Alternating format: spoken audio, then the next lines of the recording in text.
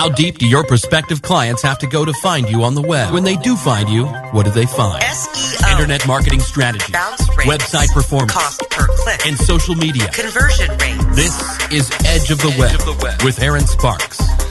Good morning. You're listening to Edge of the Web Radio with Aaron Sparks and John Thompson from Site Strategics. Hey, hi, John. Good morning. How are you doing today, John? Oh, fantastic. Fantastic. Hey, you know what the show's all about, John? Search engine optimization? How did you know? I took it a guess. Search engine optimization is how you actually get your site ranked to the top of Google, Yahoo, and Bing. That's where we start. Site Strategics is a search engine optimization focused company. We're focusing on successful strategies for websites. But more importantly, we actually go much deeper than that. We actually go into social media marketing management. We go into website development, obviously, but we also go into conversion rate optimization, where we actually test out a website. Once we get you there, at the top of Google, we'll also see how people are interacting with your website. And there's a heck of a lot to making a successful website. And you may actually be suffering from some pains right now of, do I even know where my site is on Google? How do I know if leads are actually coming in through organic options or organic organic positions? There's a lot of questions that you may know about, or you may know that you don't have those questions yet, but you need somebody to help guide you to answer those. And this is what we do. We do that on a regular basis. We're an Indianapolis firm on the south side of Indianapolis, and we focus on those specific issues and bring success to our clients. What do you think about that, John? I think that's fantastic. In fact, I actually tweeted today at John Thompson, and you can also find him at Aaron Sparks. But I tweeted that it's 71% SEO firms reported that it's easier for a buy-in from companies now. They're getting it. They're not having to be educated so much about what it is, but they want to know how it works. That's right. That's right. And we are always open to, our doors are always open for a consultation. Come down, give us a call at 877-736-4932. That's actually 877 SEO for web. You can also find us just by searching Indiana Search Engine Marketing or Indiana SEO or Indiana SEO Company or Indiana SEO Firm. That's right. Indiana social media. We optimize ourselves. The proof's in the pudding at seeing us at the top of the lists. Yep. Come in, check us out. Happy to talk to you and give you even a free analysis of where you are, and in also look at where your competitors are, because there's a conversation that's happening, and you may or may not be at the table, and we need to provide you that information. I mean, are the keywords that you're going after the right keywords? I mean, that's a simple question that we have to answer sometimes. How does your site look in mobile apps, in mobile phones? Yep. We develop those on a regular basis, and it's almost like you're stopping sales from coming in the door unless you pay attention to how people are finding you and how they're interacting with you. You may not even know that they're bouncing off your website. They may actually be going to another competitor's website just because theirs looks better in social than yours does. I'd keep paying Yellow Book. They'll eventually bring the leads.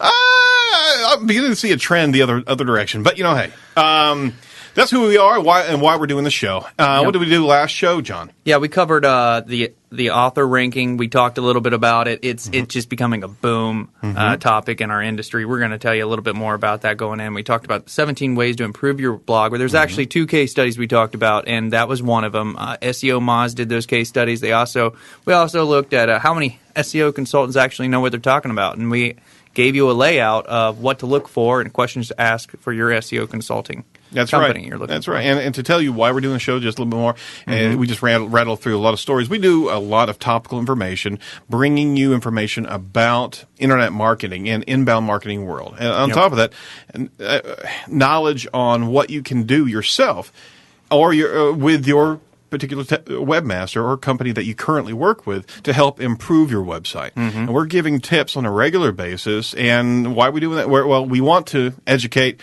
and bring up the level of communication about these services, but obviously we're also prying for a little bit of attention. Hey, give us a shout through the week.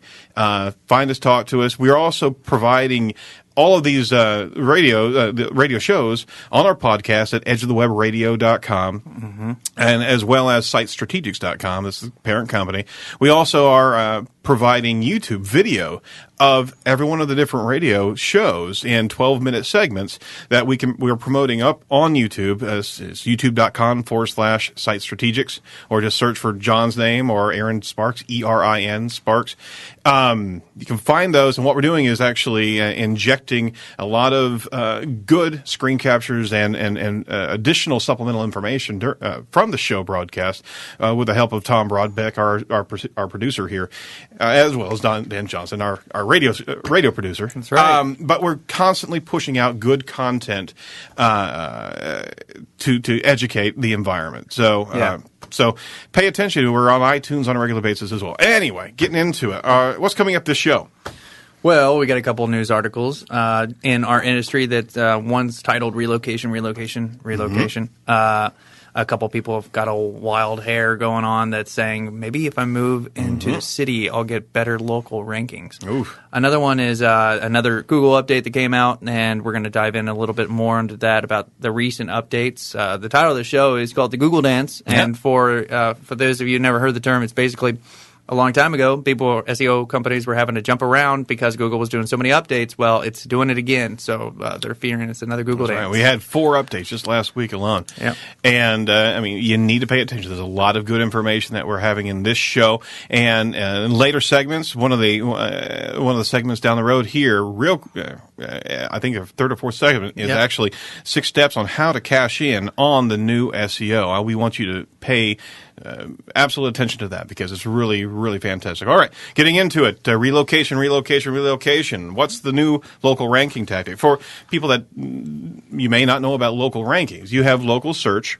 If you type in your particular service plus maybe Indianapolis, you'll have a different set of results that come up on search as opposed to national companies that show up for those broader terms, right? So local search is a narrow, focused beam on what's happening in Indianapolis based on your company. But on top of that, Google's also injecting different local Google Places or Google Plus local listings that are actually pushing the organic down, right? Yeah, primarily when we're doing it from our phones. Exactly. I mean, that's the thing. So you've got Google Mobile there. That's actually showing a heck of a lot of local manipulation that they provide there. And what we're looking at here is ranking tactics to actually get that. So you also have the map and everything like that. There are some different directions that people are going to try to think of how we actually affect rankings on that, right? Everybody's trying to scheme. Everybody is. And does Google tell you how to actually do this? Yeah, they provide some guidelines. But they're changing. They're discovering themselves. And so it's especially bad for around Dallas, Las Vegas, large cities. If you're a local company, I couldn't imagine trying to get in Los Angeles, if you're a plumbing company, try to differentiate yourself from the other plumbing company. Yeah, it's a dog-eat-dog world, and they're trying to figure out, okay, well, if they've got 6 listings, right? And in the Google local environment, how do I actually get a higher value here, right? Well, if you're looking at trying to game the system, they're talking about in this article that we're talking about, even trying to move their physical location to more center mass of the entire city. And does it work? And the answer is?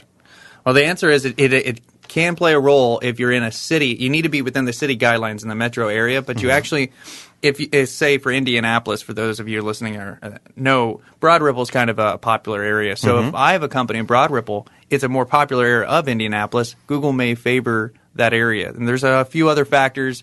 We don't know the secret sauce, but they're saying that does play a role. And Aaron, I know you speak more to this. They don't want to cancel their places where they're at, and move to another location, right? That's absolutely correct. Is that you can actually do yourself more injustice, more damage than anything else by actually moving things around. it's not proximity, and in fact, they gave a case study in Scottsdale where people were trying to move to a local area, and Scottsdale is a very narrow geographic area, and from a local search, they were all over the map. So proximity is not the case. Popularity may be a factor here that they're looking at of how often certain companies are actually cited as well as visited, those kind of things. So don't pick up and move your physical address. There's plenty of other ways to actually get local value. That's citations, getting Yelp and Google Google Pluses to your social media, as well as getting reviews on your Google Places account. These are the things that are amping up visibility and categorical jumps to the top tiers. But additional locations may not hurt so much. No, right? Absolutely. If you've got the bandwidth to be able to have other physical locations, you can certainly capitalize on all of that, right? Right.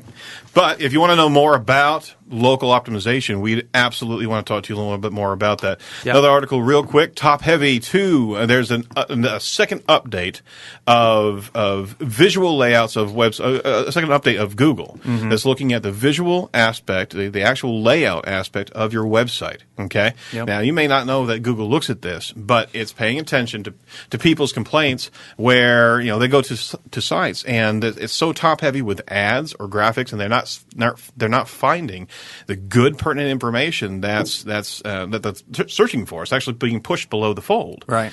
Well, what they're doing is that they're actually spidering sites, and they're seeing the real estate that sites have, and if there's too much ad space, things are too rife with ads, they're actually putting a demerit on these websites. And how are they doing it? We don't really know.